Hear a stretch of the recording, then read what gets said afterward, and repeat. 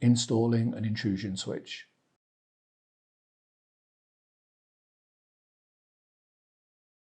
Insert the intrusion switch into the holder on the fan cage and push it until it is fully seated.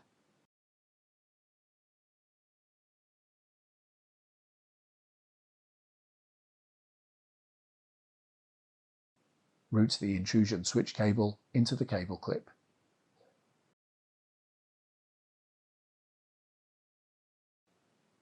Insert the intrusion switch connector into the connector keyhole and move it until it is fully seated.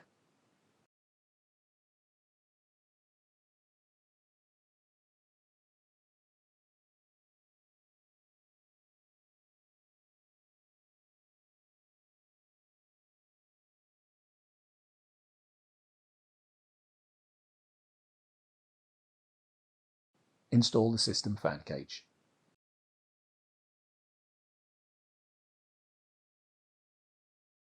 Install the system fans. Install the top cover.